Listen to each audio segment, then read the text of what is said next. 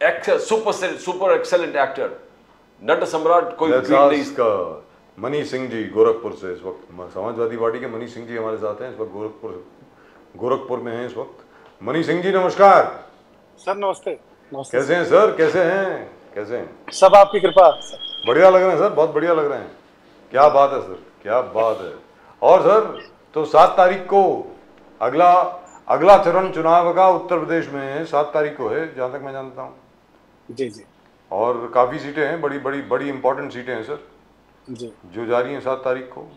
संभल, हाथरस, आगरा, फतेहपुर सीकरी, फिरोजाबाद, मैनपुरी, ईटा, बदायूं, बरेली, अंडला, ये सारी हैं 7 तारीख को।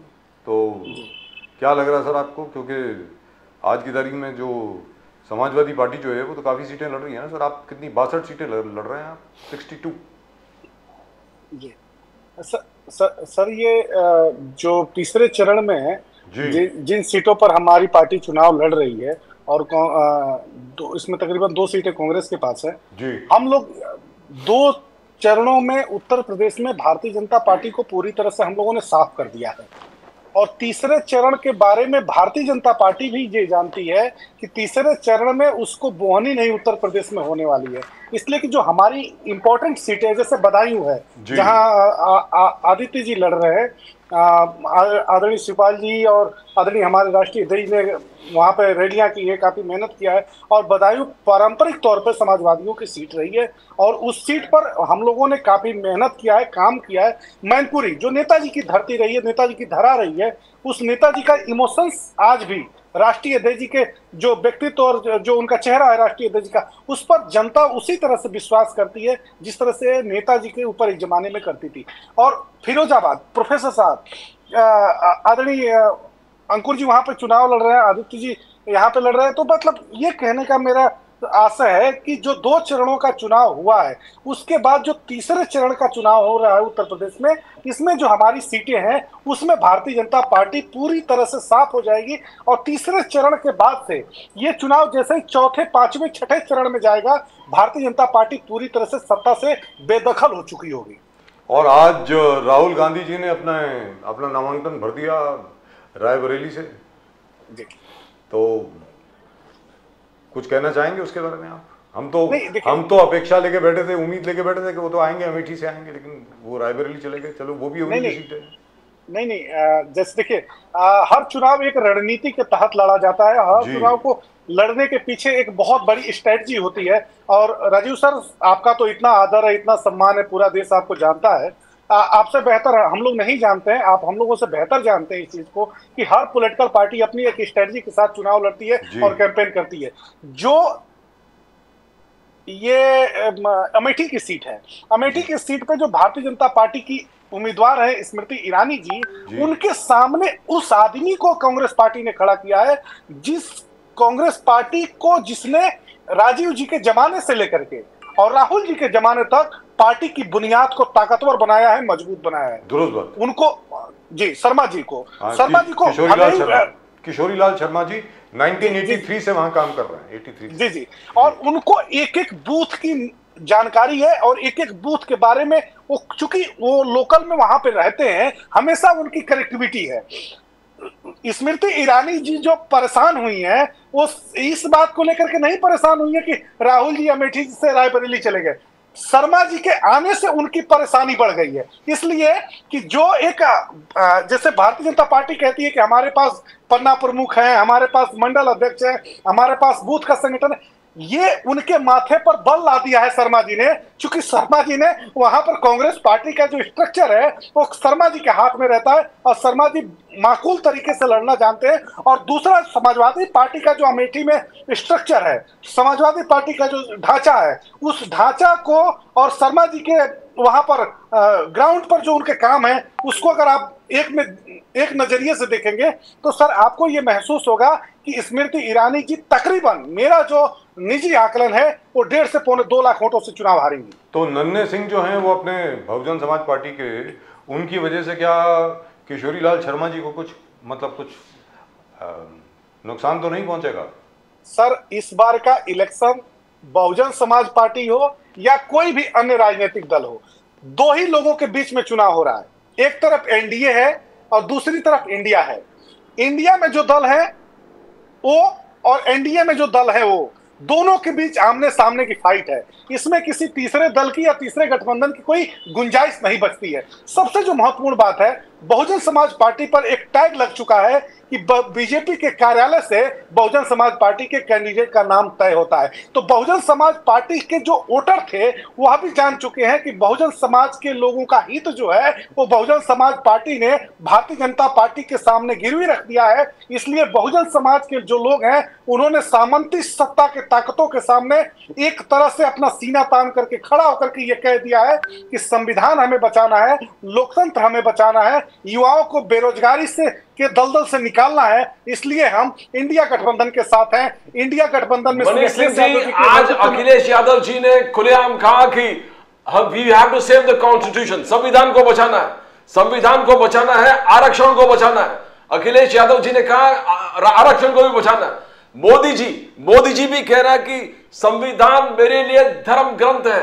मोदी जी कह रहे हैं कि संविधान मेरे लिए धर्म ग्रंथ है, मैं टोटल संविधान के प्रति समर्पित हूं। और जो लोग संविधान को तोड़ना चाहते हैं, खींचना चाहते हैं, जातीय जनगणना के माध्यम से संविधान के बेसिक स्ट्रक्चर को तोड़ना चाहते हैं, मैं ऐसे होने नहीं दूंगा।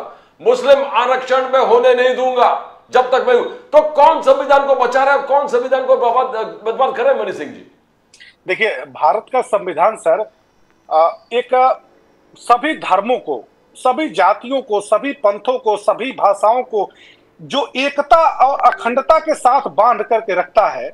डॉक्टर भीमराव अंबेडकर जी ने जो भारत को संविधान दिया है, आज हमारा देश अगर लोकतांत्रिक रूप से इतना मजबूत सशक्त है, जो मोदी जैसे सामंती के सामने भी हमारा भारत का लोकतंत्र सीना ताने खड़ा है।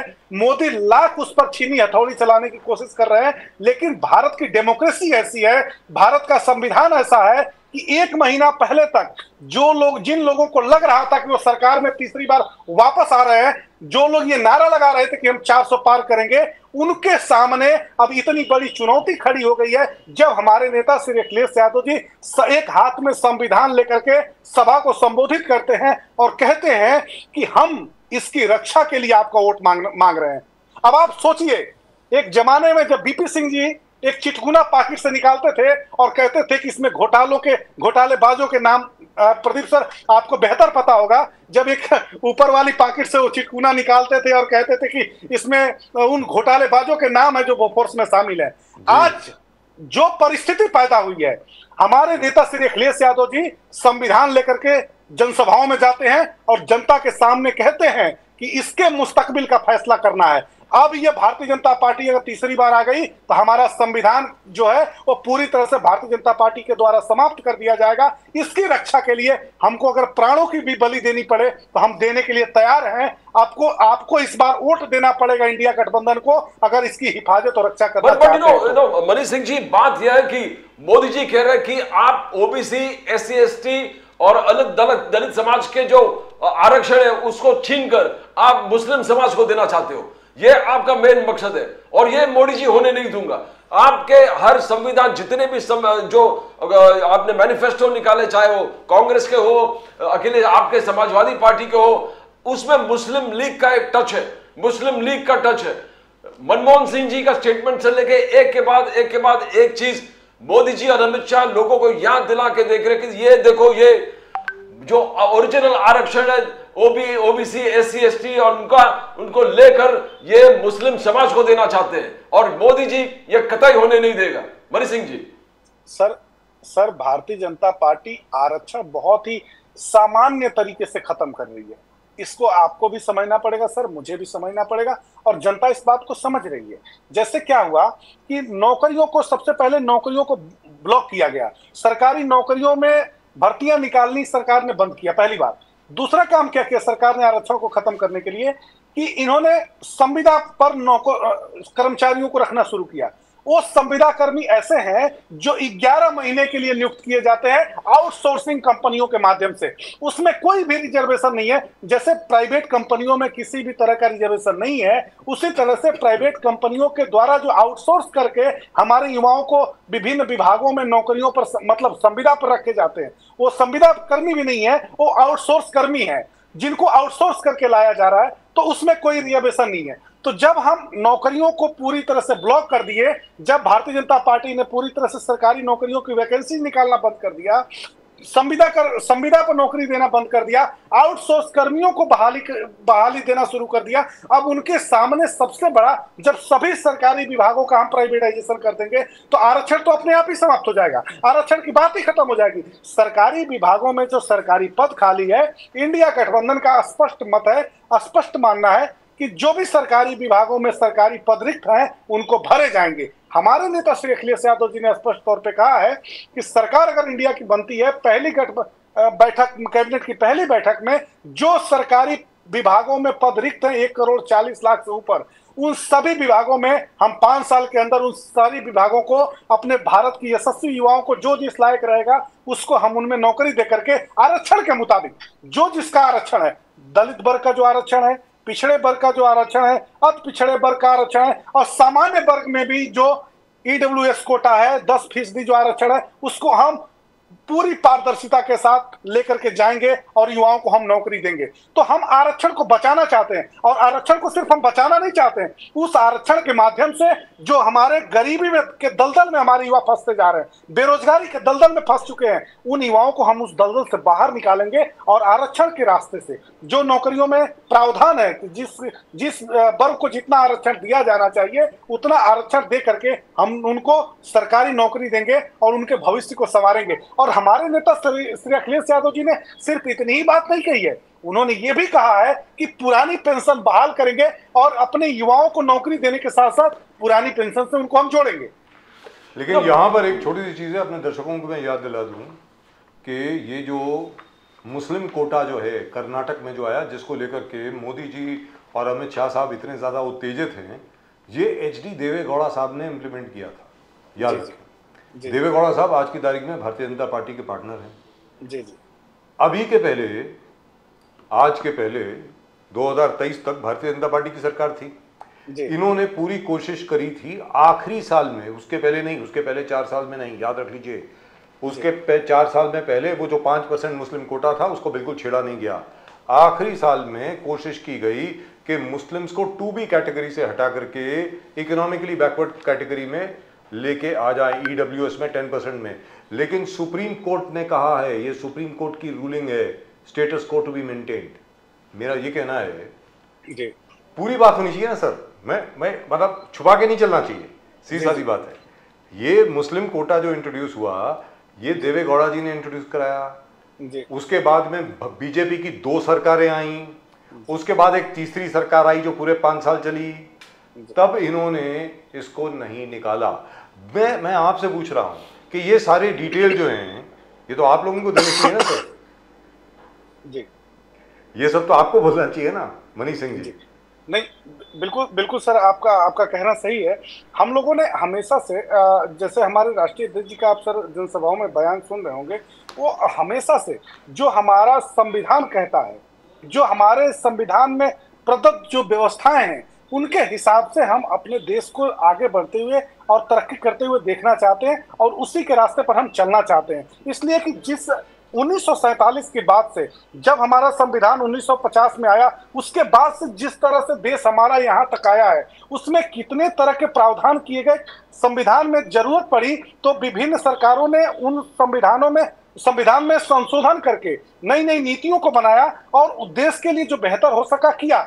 लेकिन भारतीय जनता पार्टी ने जिस तरह से संवैधानिक संस्थाओं को, संविधान में सिर्फ जो प्रावधान है उनको भारतीय जनता पार्टी ने छीन नहीं किया, संवैधानिक जो संस्थाएं हैं, जैसे हमारा चुनाव आयोग है, गांव का एक अदना आदमी, जैसे मेरे जैसा एक छोटा आदमी भी गांव में जो रहता है, वो ये कहता है कि चुनाव आयोग निष्पक्ष नहीं है। अगर किसी संस्था पर एक गांव का आदमी भी सवाल उठाता है तो समझिए कि उस देश में, वहां के लोगों में कितनी उस सरकार को लेकर के, उस संस्था को लेकर के उसके मन में संदेह पैदा हुआ है। दूसरी महत्वपूर्ण बात, अब तो आज के जमाने में सर चुनाव आयोग के साथ साथ CBI, ED जैसे मैं बार बार इस बात को कोट करता हूं और कहता भी हूं कि सीबीआई ईडी अगर किसी के दरवाजे पर चली जाती है, किसी के घर पर चली जाती है, तो एक जमाने में लोग उसको चोर और बेईमान कहते थे, लेकिन आज के दौर में अगर ईडी और सीबीआई किसी के घर चली जाती है तो लोग ये मानते हैं कि ये भारतीय जनता पार्टी से लड़ने वाला योद्धा है, इसलिए इसके घर पर ईडी और सीबीआई है।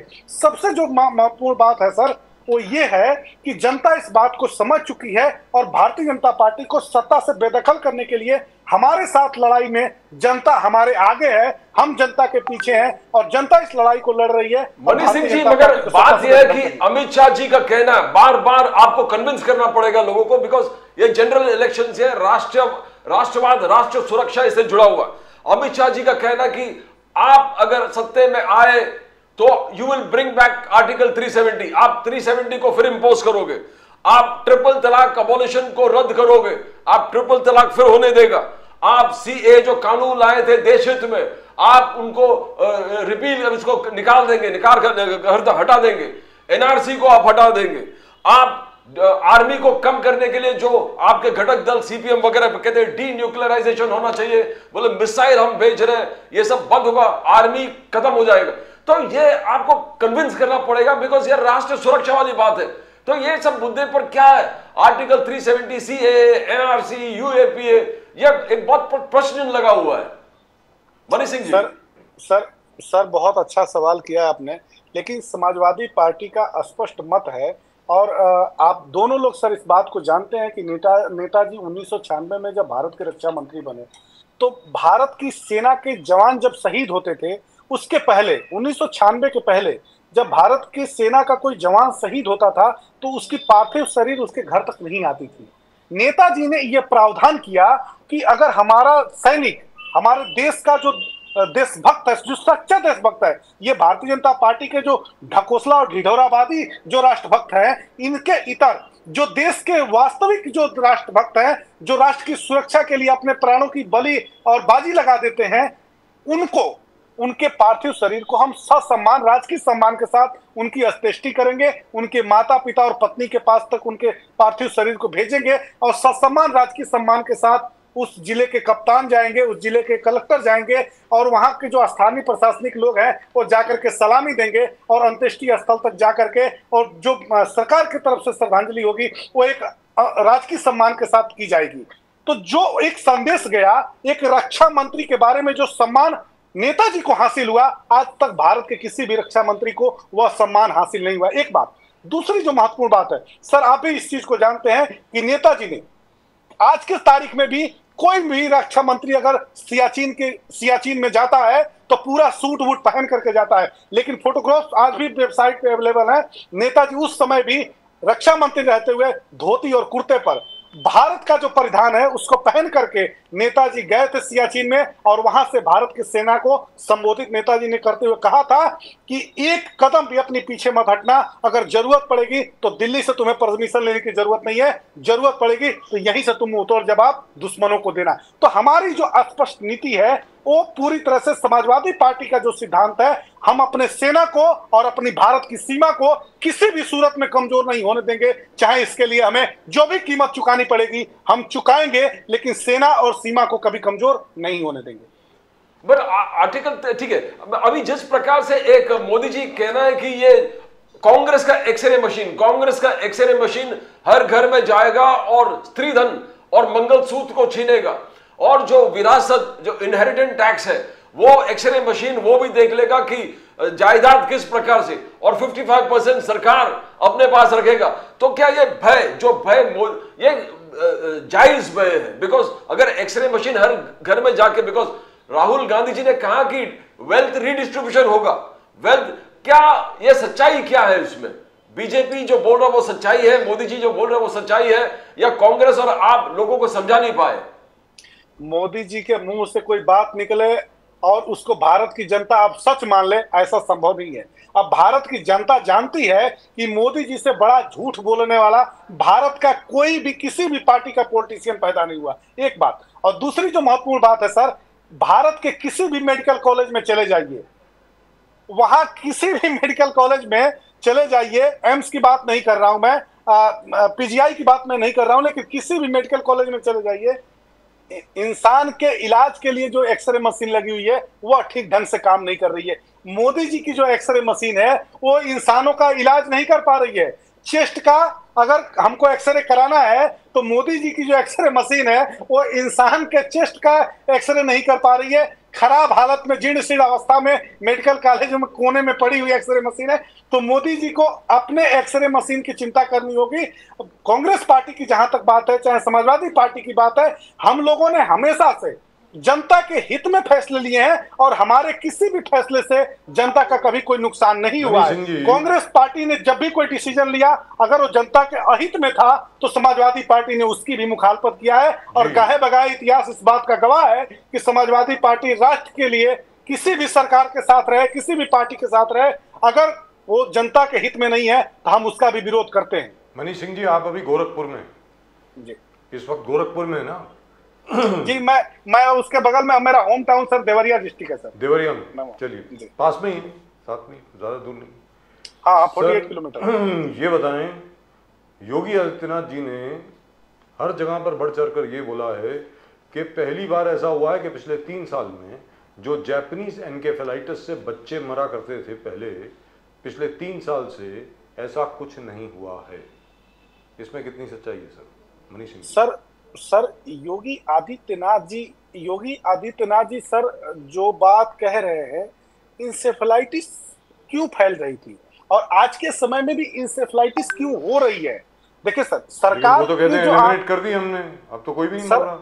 सर आंकड़े छुपाने का जो तरीका है जी, आंकड़े छुपाने का जो तरीका है वो भारतीय जनता पार्टी से कोई बेहतर नहीं जानता। हमारे पूर्वी उत्तर प्रदेश का जो गोरखपुर से लगा हुआ इलाका है, जैसे बिहार का भी कुछ जनपद है, जैसे सिवान हो गया, गोपालगंज हो गया, पश्चिमी चंपारण हो गया, बेतिया हो गया, ये जो हिस्सा है देवरिया, कुशीनगर, गोरखपुर, महाराजगंज, ये जो पकड़ा हुआ एक बेल्ट है ना, इसका एक अलग तरह का ही एक इन्वायरमेंट है। और यहाँ पर योगी आदित्यनाथ जी जो बार बार ये बात कहते हैं कि इंसेफ्लाइटिस से हम लोगों ने काफी निजात पाया है, इंसेफ्लाइटिस के मरीज अब नहीं आते, ऐसी बात नहीं है। हम लोग रहते हैं यहाँ पे, हम लोग यहाँ पर देखते हैं कि जिस तरह से बच्चों को अंदर मस्तिष्क ज्वर होता है और बच्चे मतलब 2 से 3 दिन 4 दिन बमुश्किल 1 हफ्ता तक चल पाते हैं, उसके बाद से उनकी जान चली जाती है। योगी आदित्यनाथ जी इंसेफ्लाइटिस की तो बात छोड़ दीजिए सर, मैं इस बात का गवाह हूं, अभी कुछ दिन पहले हमारे गांव का एक बच्चा मरा था इंसेफ्लाइटिस से, कुछ दिन पहले, बमुश्किल 13 या 14 दिन हुआ। तो सर मैं उस चीज को जानता हूं, लेकिन मेरी बात मेन स्ट्रीम मीडिया तक नहीं पहुंच पाती है, इसलिए नहीं पहुंच पाती है कि इस पर कोई बात नहीं करता है। आप तो सर बात करते हैं, इन सब गंभीर मुद्दों पर आप बात करते हैं, तो इतनी बात हम आपसे कह पा रहे। लेकिन अभी परसों की ये घटना है, हमारे यहाँ एक बहुत बड़ा देवरिया शहर से सटा हुआ 5 किलोमीटर पे एक बारीपुर मंदिर है हनुमान जी का, हमारे जनपद का बहुत ही प्रसिद्ध मंदिर है। उस मंदिर के साधु की मध्य रात्रि में गोली मार करके हत्या कर दी गई। उसके 3 दिन पहले उसके बगल वाले मंदिर में एक साधु की हत्या कर दी गई। सर लॉ एंड ऑर्डर कहाँ है? कब किसकी जान चली जाए, कब कौन किसको हत्या कर दे, कब किसकी लूट हो जाए, कब किसकी छिनैती हो जाए। योगी आदित्यनाथ जी तो कहते हैं कि देवरिया मेरा आंगन है। जब आंगन में लोग सुरक्षित नहीं है तो घर के मकान के बाहर लोग सुरक्षित कैसे हो सकते हैं? सबसे जो महत्वपूर्ण बात है सर, योगी आदित्यनाथ जी हो, अमित शाह जी हो, मोदी जी हो या पूरी भारतीय जनता पार्टी हो, अब तो हमें जवाब देने की कोई जरूरत ही नहीं पड़ रही है। अब तो जनता इनका जवाब दे रही है। जो जो वादे इन लोगों ने किए थे जनता से, अब तो जनता सवाल पूछ रही है। और सर 10 सेकंड में एक बात बहुत महत्वपूर्ण आपसे बताना चाहता हूं, चूंकि आज की ये घटना है। सर मैं आपसे ये चलिए आप घटना तो बताइए, लेकिन ये बेसिक चीज जो आपसे पूछना चाह रहा हूं कि एनकेफेलाइटिस डेथ्स को ये रूमर है, मुझे मालूम नहीं है कि ये सच है कि नहीं। उन्होंने कहा है कि यूपी की जो हेल्थ मिनिस्ट्री है उन्होंने कहा है there are 0 deaths this time. 2017 में 764 वहां पर मौत हुई थी और उसके बाद जाकर के फिर वो डॉक्टर कफील खान का क्या हुआ, वो बेचारे शायद अभी तक परेशानी में हैं वगैरह वगैरह, वो अलग बात है। ये कहा जा रहा है कि शायद वो रिपोर्ट नहीं हो रही हैं कि बच्चा या कोई भी अगर एनकेफेलाइटिस से मरता है उसकी डेथ किसी और वजह से दिखाई जाती है। क्या ऐसा कुछ है? सर 3 चीजों पर कोई रिपोर्टिंग नहीं हो रही है। एक तो बलात्कार की घटनाओं पर कोई रिपोर्टिंग नहीं हो रही है, बच्चों के डेथ पर कोई रिपोर्टिंग नहीं हो रही है, और तीसरी जो महत्वपूर्ण बात है सर, पॉलिटिकली जिन लोगों को, विपक्ष के लोगों को डैमेज किया जा रहा है सरकार की तरफ से, उनको जिस तरह से दबाया और प्रताड़ित किया जा रहा है, मैं इस बात का प्रत्यक्षदर्शी हूं कि जिस तरह से बच्चों की मृत्यु को छुपाया जा रहा है, बलात्कार की घटनाओं को जिस तरह से दबाया जा रहा है इस पर पुलिस प्रशासन की तरफ से, और पॉलिटिकली जिन लोगों को डैमेज करके और उनका उत्पीड़न किया जा रहा है, ये मेन स्ट्रीम की मीडिया से तीनों की रिपोर्टिंग गायब है और इनको नहीं बताया जा रहा है शासन और प्रशासन के द्वारा। लेकिन तो आज की क्या घटना है आप बताने जा रहे थे कुछ, क्या हाँ है? जी, एक अभी आपका सर मेन स्ट्रीम मीडिया का एक प्रमुख चैनल है भारत का जो हेलीकॉप्टर शॉट चला रहा है जी, हेलीकॉप्टर से कार्यक्रम कर रहा है। आज मेरे देवरिया के चीनी मिल ग्राउंड में हेलीकॉप्टर लैंड किया, एंकर उतरी और जैसे ही उन्होंने जनता से बात करना शुरू किया, जिस तरह से नारेबाजी करके लोगों ने, सैकड़ों लोग थे उस ग्राउंड में चीनी मिल के, और जिस तरह से भगाया, हेलीकॉप्टर शॉट उनका पूरा नहीं हो पाया, कार्यक्रम नहीं कर पाई। कहने का मतलब यह है सर कि सिर्फ भारतीय जनता पार्टी के लोगों का यह हसर नहीं है, मेन स्ट्रीम मीडिया में जो लोग हैं उनको भी जनता उनसे भी पूछ रही है और उनको भी, ये ठीक नहीं है भारत की डेमोक्रेसी के लिए। लेकिन गो बैक के नारे उनके खिलाफ ही लग रहे हैं। योगी आदित्यनाथ ने आरोप लगाया कि परिवारवाद का उच्चतम उदाहरण है समाजवादी पार्टी, अखिलेश यादव फैमिली। बोले कि फैमिली के पूरे जितने भी लोग हैं सब जगह खड़ा हुआ, कनौज, मैनपुरी, बदायूं, आजमगढ़, जहां आप बोलो सब जगह उसी फैमिली के लोग खड़े हैं। तो परिवारवाद का सबसे उच्चतम उदाहरण है समाजवादी पार्टी। तो कितने सच्चाई है योगी आदित्यनाथ के स्टेटमेंट में? योगी आदित्यनाथ जी जिस गोरखनाथ मंदिर के महंत हैं, वह खुद परिवारवादी पृष्ठभूमि से आए हैं। उनके जो मामा जी थे अभयनाथ जी, वो उनको लेकर के गोरखपुर आए थे और उनको उस पीठ का मालिक बनाया गया। तो जिनकी उत्पत्ति खुद ही परिवारवाद से हुई हो, वो अगर हमें परिवारवादी कहते हैं तो हमें इस पर कोई प्रक्रिया देने की आवश्यकता नहीं है। दूसरी जो महत्वपूर्ण बात है सर, कल ही बहुत बार सर आप दोनों लोगों ने क्वेश्चन किया है और मुझे अच्छा लगता है, बृजभूषण शरण सिंह जी का टिकट काटा आपने, लेकिन टिकट किसको दिया आपने? टिकट किसको दिया? उनके बेटे को। एक बेटा सांसद बनेगा, दूसरा बेटा विधायक रहेगा। अब आप सोचिए, कल्पना करिए सर कि कल के 2 टिकट अनाउंस हुए, एक रायबरेली और दूसरा कैसरगंज। दोनों टिकट्स को अगर आप देखेंगे तो आपको सर महसूस होगा कि परिवारवाद की जो बू आ रही है इस समय, जितना परिवारवाद का वो भारतीय जनता पार्टी ने किया है उतना किसी भी पार्टी में। और हमारा परिवारवाद, समाजवादी पार्टी की उत्पत्ति, समाजवादी पार्टी में नेताओं की जो उत्पत्ति है और आदरणीय नेताजी की जो संघर्षों की पृष्ठभूमि है, हम लोग कभी भी सत्ता के रास्ते नहीं आए। हमारी पार्टी का जो एक परिवार है, क्योंकि एक बहुत लंबा परिवार है, लाखों कार्यकर्ता काम करते हैं। हमारी पार्टी में कार्यकर्ता और नेता का संबंध नहीं है। हमारी पार्टी के अंदर एक परिवार में बड़े और छोटे का संबंध है, एक दूसरे के प्रति जो लगाव है, एक सहानुभूति रहती है, वो परिवार के सदस्य की तरह से रहती है। नेताजी राष्ट्रीय अध्यक्ष जी को राजनीति में, जब राष्ट्रीय अध्यक्ष श्री अखिलेश यादव जी आए तो जनेश्वर मिश्रा जी उनको लेकर के आए, और जनेश्वर मिश्रा जी ने नामांकन के समय जब बयान लिया अखबार वालों ने, तो उस समय जनेश्वर मिश्रा जी ने कहा था कि धन्य है मुलायम सिंह यादव जी, जिन्होंने अपने इकलौते चिराग को इस विपक्ष की सामंती सरकार के सामने खड़ा किया है और लड़ने के लिए योद्धाओं के बीच में, योद्धाओं के साथ उत्तर प्रदेश की माटी में भेजा है। मैं मुलायम सिंह यादव जी को धन्यवाद देता हूं। मैं उम्मीद करता हूं मनीष सिंह जी कि इस बार अखिलेश जी का अभिमन्यु नहीं बनेगा। मैं उम्मीद करता हूं। जी जी, नहीं बिल्कुल सर आपका आशीर्वाद रहेगा, आपका आशीर्वाद रहेगा, आपकी कृपा रहेगी। आप लोग बड़े हैं, आप लोगों का हम लोग बहुत आदर और सम्मान करते हैं। और सर मैं पहले दिन से, जब से मैंने आपके साथ परिचर्चा में शामिल होना प्रारंभ किया है, पहले दिन से सर मैं ये बात कह रहा हूं कि उत्तर प्रदेश की जनता ने जिस तरह से एक इलेक्शन पूरा नीरस बना करके और उसके बाद से जिस तरह से अंदर से ताकत दिया है इंडिया गठबंधन को, इंडिया गठबंधन वह रिजल्ट लाने जा रही है उत्तर प्रदेश में जो अप्रत्याशित होगा, और सभी राजनीतिक पंडितों का जो अनुमान था वो धारा का धारा रह जाएगा, और समाजवादी पार्टी मुख्य भूमिका में चलते हुए दिल्ली की सरकार बनाने में अग्रणी भूमिका निभाएगी।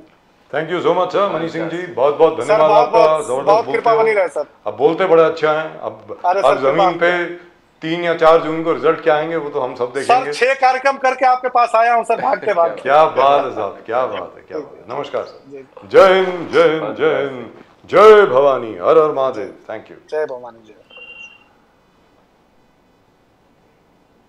मनी सिंह जी बोलते बड़ा अच्छा है। Yes, yes. मतलब भले And कुछ भी हो। he talks content.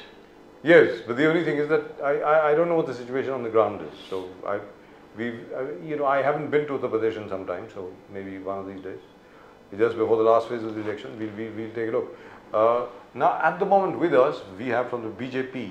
Now the point is, I don't know, because this is all sounding very optimistic as far as the opposition is concerned. Yes.